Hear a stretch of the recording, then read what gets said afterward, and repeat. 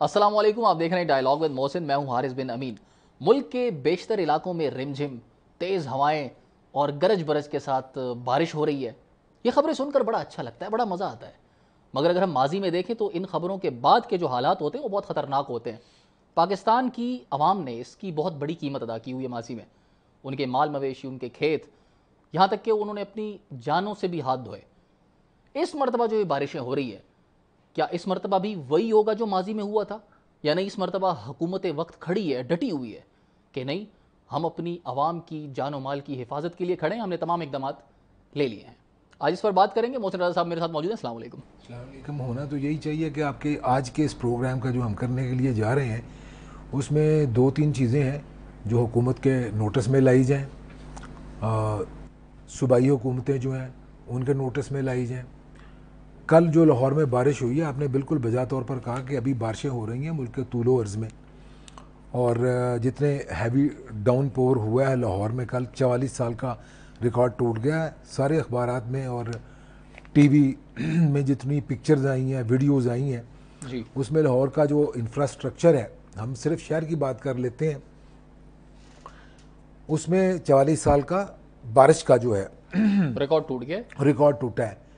लेकिन कुछ और भी रिकॉर्ड्स बने हैं नए कि लाहौर के जितने अंडरपास बने हैं सब में पानी था, ओए होए होए। लोगों के घरों में पानी दाखिल हो गया है। मुगलपुरा, ताजपुरा, गाज़ियाबाद, ये वो इलाके हैं जो आम तौर पर देखा जाए तो तब भी निशेबी इलाके होने की वजह से उनमें पानी खड़ा होता है। और लाहौर तो सर एक रोल मॉडल के तौर पे समझा लाहौर को जाता होना है। चाहिए, क्योंकि अभी तक जितनी भी, मैं ज़्यादातर ना आपके साथ फैक्ट्स की बुनियाद पर बात करूंगा आज के शो में। किसी पर तनकीद करना जो है इस प्रोग्राम का बुनियादी तौर पर मकसद नहीं मकसद नहीं, होगा। ठीक है। तनकीद अपनी जगह पे होगी माजी की बुनियाद पर कि कब कब क्या हुआ और क्या स्टेप्स लिए जाने चाहिए थे जो नहीं लिए गए। वो जाहिर है कि इस प्रोग्राम का या किसी भी प्रोग्राम का अगर वो अवामी इंटरेस्ट्स और अवामी मसाइल को मुहित है तो उसका फोकस बुनियादी तौर पर यही होना चाहिए कि आप कहते हैं तो जंजीर हिला देते हैं, लेकिन क्या कोई घर पे है जो रियलाइज़ करे इस बात को कि जो हो नुकसान होने जा रहा है या उसका मैग्नीट्यूड है जिसकी वजह से ख़तरा महसूस हो रहा है। खुदा ना करे, ख़दशा है कि अगर बारिशों का ये स्पेल जो है इस वक्त जारी है, एग्रेवेट होता है तो कहीं सैलाब ना आ जाएं। तो लाहौर को अगर एक यार्ड स्टिक के तौर पर बात करें, मैं इसमें देख रहा हूँ कि 400 फीडर्स जो हैं वो बिजली बंद हुई है उनकी। इसका मतलब ये है कि सिर्फ बारिशों की वजह से, छतें गिरने की वजह से जानी नुकसान या माली नुकसान या माल मवेशी का नुकसान यही नहीं होगा, बल्कि करंट लग के मरने के भी चांसेस जो हैं, खदशात जो होते हैं वो सर ज़्यादा एक बात होते मैं हैं। ऐड करना चाहता हूँ। पिछले 48 घंटों की ये रिपोर्ट है कि 35 लोग जान से हाथ धो बैठे हैं मुल्क में। मतलब ये है कि खदशा है कि आने वाले दिनों में बारिशों का ये सिलसिला अगर दराज होता है तो फ्लड्स भी आ सकते हैं। उसके लिए तैयारी करने की ज़रूरत है। और दूसरी बात यह है कि हॉस्पिटल्स में पानी चला गया, रोड्स, मार्केट्स बंद हो गई हैं, लोगों के घरों में पानी गया है। कल चित्राल में और एबटाबाद में 2 लोग मरे हैं, और ये so one and so fourth. लेकिन आसमानी बिजली गिरने से भी लोग मरे हैं। मतलब यह है कि मौसम के आसार ये बता रहे हैं कि आने वाले दिनों में ये खदशा जो है ये बढ़ेगा, सैलाब आ सकता है। सर बारिशें तो सारी दुनिया में होती हैं, सैलाब भी आते हैं, इंडिया नुकसान में हमारा इंडिया बहुत में भी ज़्यादा हो रही है। होता है। इंडिया में भी कुछ हालात कुछ इतने ज़्यादा अच्छे नहीं हैं जहाँ पर नुकसान की हम बात करते हैं। जो इंफ्रास्ट्रक्चर आपका होता है वो तबाह होता है। अब सवाल बुनियादी तौर पर ये अपनी जगह पे उठेगा और उठना भी चाहिए कि क्या हमारी हुकूमतें जो हैं वो इसके लिए तैयार हैं।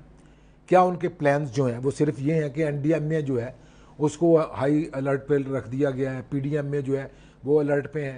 सर ये अच्छा, सिर्फ उनका बारिश के दौरान इनको हाई अलर्ट पे रखा जाता है, उससे पहले सारा साल ये क्या उससे कर रहे होते हैं? यस, ये असल बात ये है। इसमें आपको जायज़ा लेना पड़ेगा कि गुज़श्ता जो पाकिस्तान की तारीख में बदतरीन दर्जे के सैलाब हमारे आए, एक तो 2010 का सैलाब था, उसका जायज़ा लेना पड़ेगा।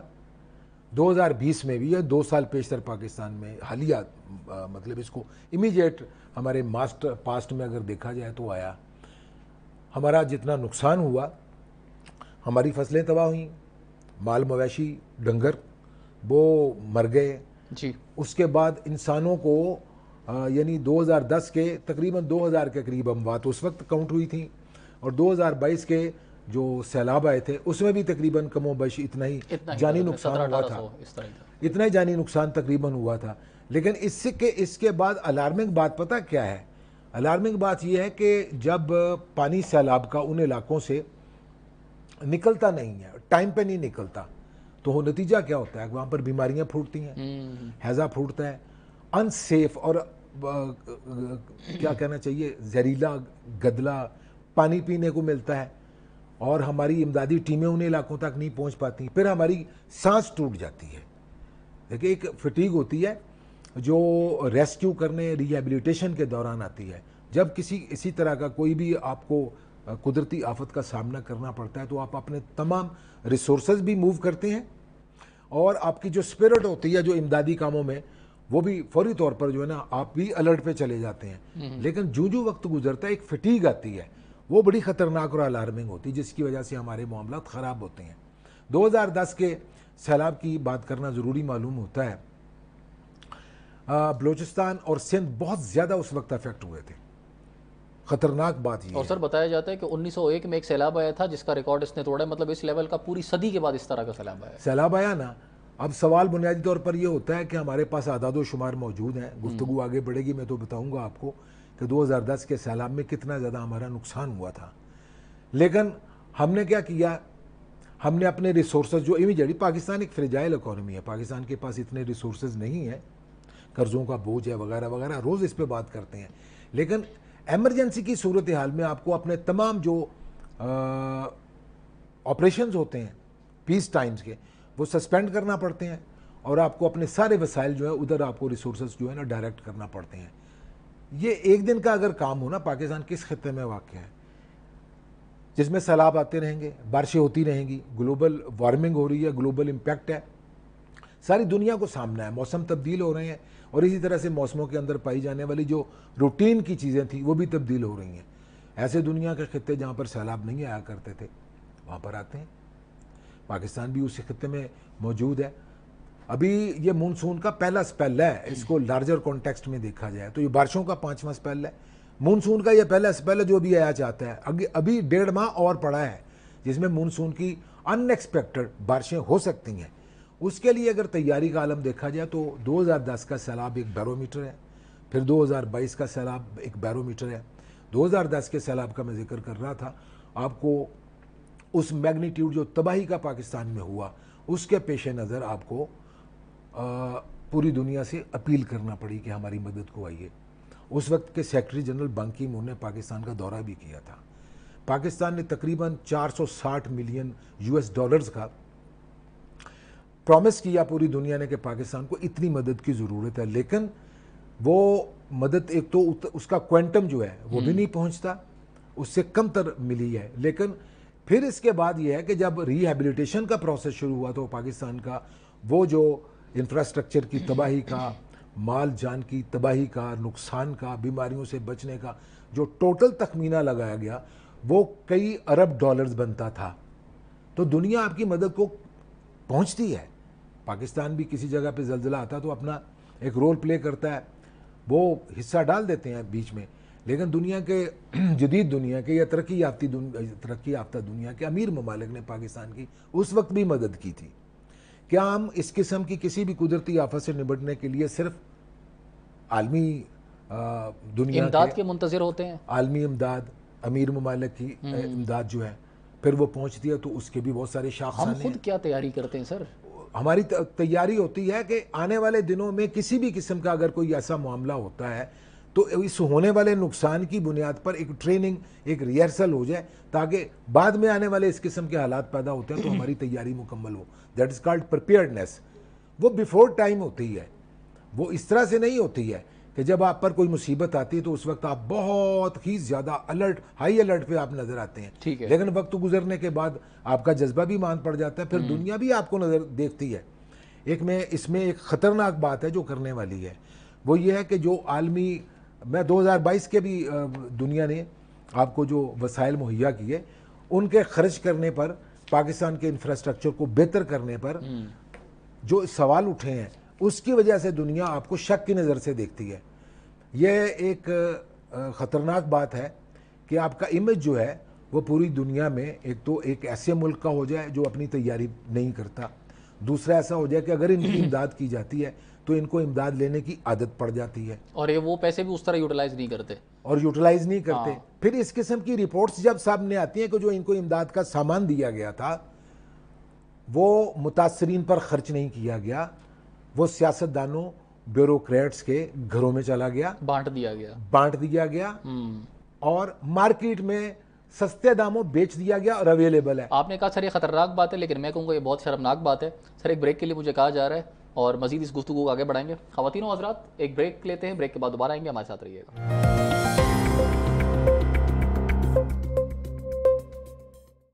Welcome back. शाह जी, हमारे मुल्क में जब भी कोई ऐसी कुदरती आफत आई है तो हम देखते हैं कि हमें रोड के ऊपर या तो फ़ौज नज़र आएगी मदद करती हुई, 112 नज़र आएगी, छिपा की एम्बुलेंसेज नज़र आएंगी, ईदी एम्बुलेंसेज नज़र आएंगी, इस तरह के इदारे नज़र आएंगे। ये एनडीए में क्या करती है सारा साल और उस वक्त? ये आपको पता तो चल गया कि एनडीएमए की को हाई अलर्ट पे रख दिया गया, पीडीएमए को हाई अलर्ट पे रख दिया गया, और इसके साथ साथ अगर जहाँ तक उनके रोल का ताल्लुक है वो तो डिस्क्राइब्ड है कि उन्हें एमरजेंसी में रिलीफ की जो एक्टिविटीज़ है वो करनी है। वो उस वक्त रिसोर्सेज की तरफ देखना शुरू कर देते हैं कि हुकूमत जो है इनको रिसोर्सेज फ्राहम करे, हेलीकॉप्टर्स की ज़रूरत होती है, कश्तियों की ज़रूरत होती है, ठीक है ना। उन तक एक्सेस यानी मुतासरा इलाकों में सैलाब किसी के घर नहीं जाता। एक बात याद रखिएगा, यह एमरजेंसी की तैयारी के सिलसिले में ये बात करना ज़रूरी मालूम होता है कि सैलाब आज तक किसी के घर नहीं गया, सैलाब ने कभी किसी की फसल नहीं उजाड़ी, सैलाब के हाथों कभी कोई इंसान नहीं मरा। आप सैलाब के रास्ते में आते हैं, आप आते हैं सैलाब के रास्ते में। एनडीएमए का पीडीएमए का रोल डिस्क्राइब्ड है कि उन्होंने इस किस्म की सूरत हाल में ये रिलीफ है, ये असिस्ट उन्होंने करना है, ये वहाँ पर पहुँचाना है। लेकिन पूरे साल के दौरान इनकी तैयारी कहाँ होती है? कभी आपने देखा है कि इन्होंने अपनी रिहर्सल जो है किसी जगह पे की हो? वार्निंग्स बहुत सारी ऐसी हैं जिनका जिक्र अभी मैं कर देता हूँ आपके इसी प्रोग्राम में, कि इनको प्रिपेयर्ड आलम में रहना, प्रिपेयर्डनेस के हवाले से बात कर रहा हूँ। इनका वो सिस्टम जो उस वक्त एमरजेंसी के आलम में इनको ज़रूरत होती है और पहुँचता नहीं है, इनका तैयारी की हालत में रहना चाहिए, सारा साल रहना चाहिए, बारिश हो ना हो, सैलाब हो ना हो। लेकिन इन इदारों का मैं एक बात और भी करने लगा हूँ।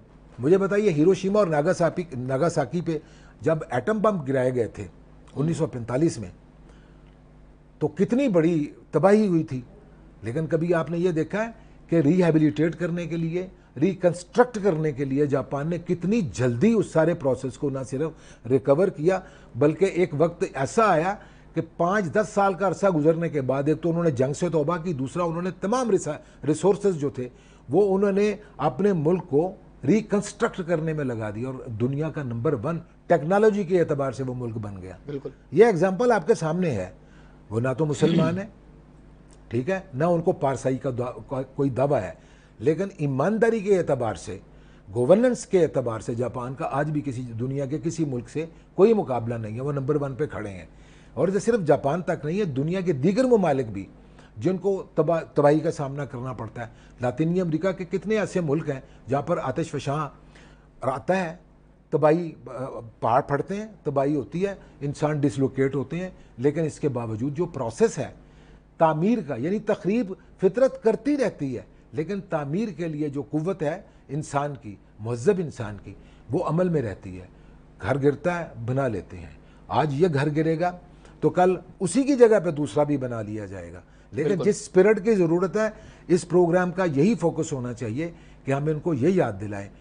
11 साल से कहते हैं जी केपी में तहरीक इंसाफ की हुकूमत है, पंजाब में भी कमो बेश अपने पिछले 20-30 साल का सामने रिकॉर्ड निकाल के देख लीजिए, नून लीग की हुकूमतें वहाँ पर मौजूद रही हैं। लेकिन जब भी इस किस्म की बारिशों का या सैलाब का कोई मामला आता है, इसी तरह से आप देख लें सिंध में पीपल्स पार्टी की गवर्नमेंट है, तो क्यों ऐसा होता है कि जब सैलाब आते हैं या बारिशें आती हैं उस वक्त हम बेल्स बजाते हैं कि हाजिर हो जाएं और आपका ये काम है कि अब आप शुरू हो, फिर इतनी अफरा तफरी आपको लगेगा कि दुनिया के सबसे ज्यादा काम करने वाले मुल्क हमारे सर, फोटो सेशन कराना होता है, फोटो सेशन करवाना होता है। अब पंजाब गवर्नमेंट में अब इसी तरह की खबरें आ रही हैं कि फोटो सेशन के लिए फलां ब्यूरोक्रेट किधर है, वो पहुंच गए हैं, कैमरामैन आ गए हैं, तो ये भी हो जाए। कैमरामैन जल्दी फोकस करो। मतलब ये है कि आपने कल हॉस्पिटल्स का आलम देख लिया, सड़कों का आलम आपने देख लिया, सारे अखबारात और टीवी स्क्रीन्स पे जितने शॉर्ट्स और वीडियोस चली हैं, कल उन्होंने कलई खोल के रख दी है पंजाब गवर्नमेंट की स्पिरिट की कि जहाँ पर पानी खड़ा होगा हम जितने लोग हैं जो जिम्मेदार लोग हैं उनके खिलाफ कार्रवाई करेंगे। लेकिन बारिश हुई, कल भी हो जाएगी। सर हम कितने बेज़मीर लोग हैं। एक तो देखें ना, बारिश हो गई उसकी वजह से सैलाब की वजह वो बनती है, ग्लेशियर पिघलना वजह बनती है, लेकिन ये जो तजावुजात हैं, आपने जिस तरह बोला कि सैलाब के सामने हम खड़े होते हैं, किसी के घर नहीं जाता, हम खुद सामने आते हैं। इस पे बात कर लीजिए। जितनी आपकी हाउसिंग सोसाइटीज बनती हैं बड़ी बड़ी बड़ी, वो सैलाबी गुजरगांव यानी दरियाओं की गुजरगांव पे आपने दरिया खा लिए आपने, ठीक है ना, आपने दरिया भी खा लिया। इंसान कितनी खतरनाक मखलूक है, ये पत्थर खाता है, स्टील खाता है, दरिया पी जाता है, समंदर पी जाता है। आप पाकिस्तान का सर्वे करके तो देखें, डिफॉरेस्टेशन है, आपके सारे के सारे जंगलात जो हैं, बारिशें यानी डिफॉरेस्टेशन का मतलब क्या है, आपने जंगलात काट दिए, कर चुके हैं, जंगलात आपने काट दिए, वो सारे का सारा इलाका आपने गंजा कर दिया, जिसके नतीजे में वहां पर बारिशों का इतना खौफनाक अमल होता है, ठीक है, इरोजन होती है अर्थ की, आपकी जरी जमीनें कम हो रही हैं, सैलाब किसी के घर नहीं जाता, कोई दरिया किसी के घर में नहीं जाता भाईजान। आप दरिया की गुजरगाह के रास्ते में अपने घर बनाते हैं, प्लाजे बनाते हैं, ज़मीनें जो हैं वो आप बेच जाते हैं या बेच लेते हैं, कब्जा कर लेते हैं। इस किस्म के बहुत सारे मामला आते हैं। ऊपर से ग्लोबल वार्मिंग है, ये ऐसा एक फिनोमेना है, इसमें खाली पाकिस्तान नहीं, पाकिस्तान तो मुतासरा मुल्कों में शामिल होता है। आपको पता, बान की मून जब पाकिस्तान में आए 2010 के ज़लज़ले में, अक़वाम मुत्तहिदा के सेक्रेटरी जनरल, और इस बार 2022 में शहबाज शरीफ साहब हमारे उस वक्त की पीडीएम गवर्नमेंट के चीफ प्राइम मिनिस्टर थे, तो एंटोनियो टेग्रेस आए थे यहाँ पर, पाकिस्तान में आए, उन्होंने फ़ज़ाई दौरा किया, उन्होंने भी उसके बाद फ्लैश अपील की दुनिया को कि पाकिस्तान को इस वक्त एक ज़बरदस्त कुदरती आफत का सामना है, दुनिया इनकी मदद के लिए आए। लेकिन शर्म की बात है, जैसे आपने कहा, दुनिया हमारी मदद को आई लेकिन हमने अपनी मदद आप नहीं की। नतीजा क्या निकला कि खुदा ना खास्ता इस बार भी अगर सैलाब आता है या आने वाले सालों में किसी वक्त आ जाता है, दुनिया ने अब तक का आपका जो प्रोफाइल देखा है ना बना के, उसमें दो चीज़ें हैं। एक तो यह कि आप हमेशा इमदाद पर इन्हिसार करते हैं, आपको उम्मीद होती है कि चलें जी कोई बात नहीं है, बारिश आ जाएगी, सैलाब आ जाएगा तो हम दुनिया से अपील करेंगे, दुनिया आ जाएगी। लेकिन वो आपकी स्पिरिट और आपकी दयानतदारी को और आपकी गवर्नेंस को देखते हैं, उसका पैमाना ठीक नहीं है। एक तो दुनिया आपकी तरफ से बेजार होती चली जाएगी, आपका भिखारी का जो है एक तारुफ बन जाता है। तीसरी बात यह है कि हम चोर उचक्के बनते हैं, साबित हो जाते हैं। सारा इमदाद यानी 2005 का जल्जला आया, इसी फ्लो में मैं आपको बात बता रहा हूँ, 2005 का जल्जला पाकिस्तान में आया, एक मतलब यह कि 1 लाख के करीब हमारी हलाकतें हुई, हमारा इंफ्रास्ट्रक्चर तबाह हो गया, शहर के शहर हमारे तबाह हो गए, ठीक है ना। उसके बाद दुनिया आपकी मदद के लिए आई, दुनिया की मदद के बाद इस किस्म की जब खबरें आना शुरू हुई कि जो खैमे दिए गए थे, जो फर्निश्ड हाउसेस दिए गए थे, जो मेडिकल का सामान आपको दिया गया था, वो सारा मार्केट्स में बिका, और उसके ऊपर लिखा हुआ था, कई ऐसे सीन्स ऐसे अभी तक मौजूद हैं कि वो सामान पाकिस्तान को इमदाद की शक्ल में दिया गया, तो मार्केट में आके बिक गया, सस्ते दामों में बिक गया। किसने बेचा है? वो मुतासरीन तक कोई क्यों नहीं पहुंचा? 2010 के जल्जले में भी ऐसा ही हुआ था। सर 2010 को तो काफ़ी अरसा गुजर गया ना। मैं एक सवाल करना चाहता हूँ कि 2022 का जो ये वो आया था, हमारा फ्लड आया था, उसमें जो मुतासरीन थे, क्या वो उनको जो रिहेबिलिटेशन का काम था वो मुकम्मल हो गया, सब अपने घरों को वापस चले गए हैं? ये बिल्कुल उसी तरह की बात है कि जब ये हमारे फौजी ऑपरेशन शुरू होते हैं तो जो लोग डिस्प्लेस होते हैं, हाँ, उन लोगों को क्या उनके घरों में मुकम्मल तौर पर आबाद कर दिया गया, उनके सारे मसाइल ख़त्म हो गए?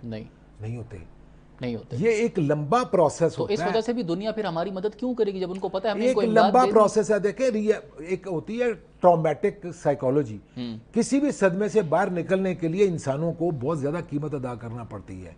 वो नफ्सियाती मसाइल के सूरत में होती है, वो बीमारियां जो फूटती हैं उसकी तरफ भी मैंने इशारा किया है। लेकिन जब कौमों को इस किस्म का कोई मामला हो जाए ना, उनकी सेंसिटाइजेशन का ये आलम होना चाहिए कि वो अपने लोगों को, अगर आप ये ह्यूमन कैपिटल है, इंसानी आबादी अगर ह्यूमन कैपिटल है, तो इनके मसाइल फिर हुकूमतों के मसाइल है, रियासतों के मसाइल है, उनको हल करना ज़रूरी होता है।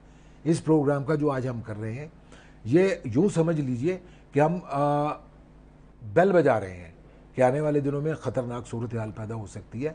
अभी भी अगर आपके कुछ काम करने वाले हैं ना, तो निमटने के लिए इमरजेंसी के मूड में आ जाइए।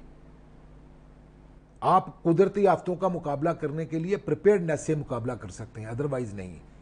अदरवाइज मुकाबला नहीं कर अदरवाइज सकते आप मुकाबला नहीं कर सकते। आपको जिस स्पिरिट की जरूरत है, आप देखें बदयांती इसमें मौजूद है, हुकूमतों का तसाहुल इसमें मौजूद है, हमारी प्रैक्टिस इस तरह की रही है कि हम इन कामों के लिए तैयार नहीं होते, हमारे डिपार्टमेंटल एक एनर्जी है जिसने हमें जकड़ के रखा है।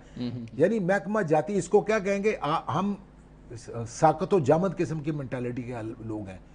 हमें जब तक कोई डंडे मार के नहीं उठाता हम उठते ही नहीं है, और माशाल्लाह से वो वक्त गुजरता है, हम फिर लंबी तान के सो जाते हैं। सर हमने पॉइंट आउट तो कर लिया कि ये मसाइल हैं और फला जिम्मेदार हैं, इसका सोल्यूशन क्या है उस पर बात करना मैं चाहूँगा, लेकिन एक ब्रेक के बाद। ख़वातीन और हज़रात हमारे साथ रहिएगा, एक शॉर्ट ब्रेक लेंगे, ब्रेक के बाद दोबारा आते हैं।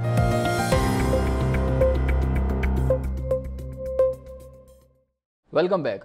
शाह जी, हम हर साल तो 1000, 1500, 200, 400 लोगों की बलियां नहीं चढ़ा सकते ना, सोल्यूशन क्या है इस सैलाबों से, इन तबाहकारियों से बचने का सोल्यूशन क्या है? देखें मेरी बात सुने, 3-4 चीज़ें तो मैंने गिनवाई हैं जो सैलाबों का बायस बनती हैं। पहली बात तो यह है कि आपको एक एमरजेंसी प्लान बनाना होगा कि जितनी भी आपकी आबी गुजरगाहें हैं, यानी दरिया हैं हमारे, उनके रास्तों में इंसानों ने बस्तियों की शक्ल में या किसी भी शक्ल में जो रुकावटें डाली हुई हैं उनको रिमूव करना ज़रूरी है। ये पहली चीज़ है। ठीक है। दूसरी बात यह है कि आपने कुदरती आफात से बचने के लिए जो अदारे कायम किए हैं, जैसे एनडीएम में है, जिस तरह से पीडीएम में है, इनकी परफॉर्मेंस की बुनियाद पर इन अदारों को या तो आपने रिवाइटलाइज करना है या इनको डिसफंक्शनल करना है। आपको एमरजेंसी को मीट करने के लिए जो अदारे हैं ना, वो कायम करने पड़ेंगे। उसके लिए जितने रिसोर्सेज की आपको ज़रूरत है, चाहे आप अपना पेट काटें, चाहे आप अपने जितने तरक्याती प्रोजेक्ट्स हैं उनमें से कट लगाएं, लेकिन कुदरती आफात से बचने के लिए आपको लाजमी तौर पर यह काम करना पड़ेगा। 2 चीज़ें मैंने आपको बता दी हैं। तीसरी चीज़ है आपकी प्रिपेयर्डनेस। जिस भी इदारे को आप सैलाब से या बारिशों से बचाव की जिम्मेदारी देते हैं, उसको एमरजेंसी के दिनों में नहीं, पीस डेज में आपने उनको रिहर्सल पे लगाना है कि वो अपना काम करें और चेक करें कि उनकी प्रिपेयर्डनेस कितनी है।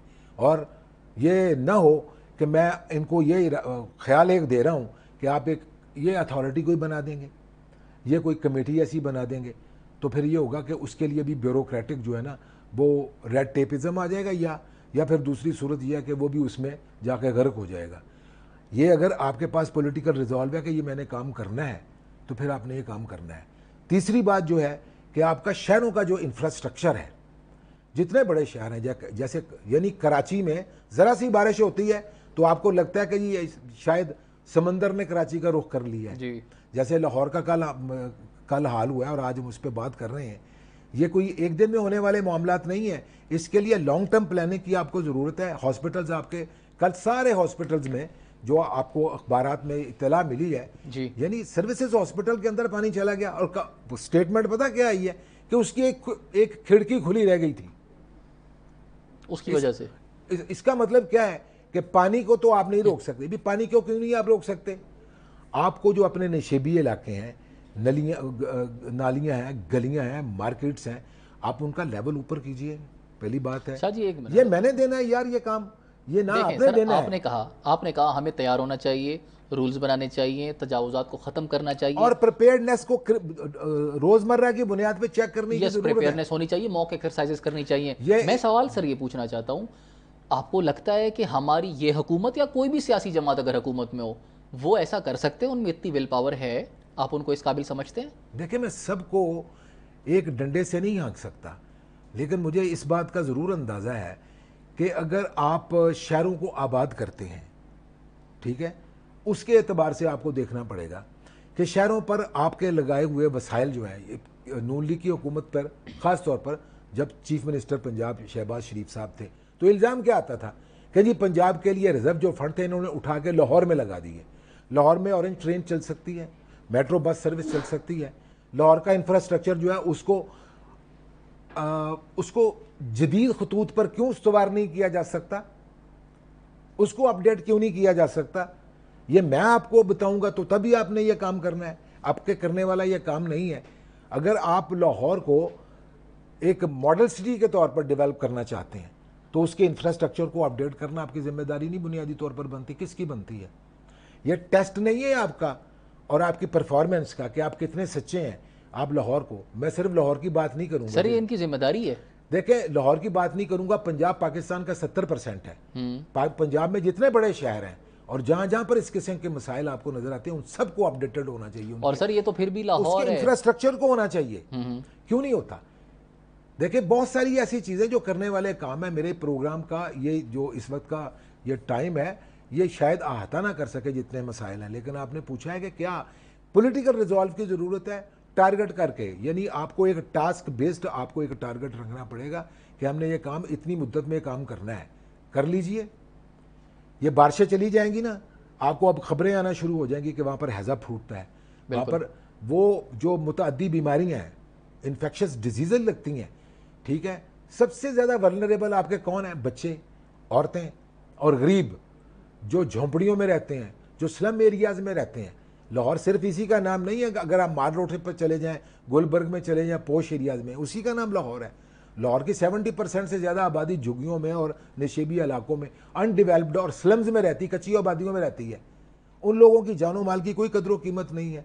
ये शर्म की बात है कि एक बारिश ज़रा सी क्या हो गई, आपका सारे का सारा जो निज़ाम था वो तबाह बर्बाद हो गया। And sir, with due respect, आप बात कर रहे हैं लाहौर की और उसके मज़ाफ़ात की, ये तो फिर भी वो चीज़ है ना जो अखबारात में तस्वीर आ जाती है, कोई बयान आ जाता है।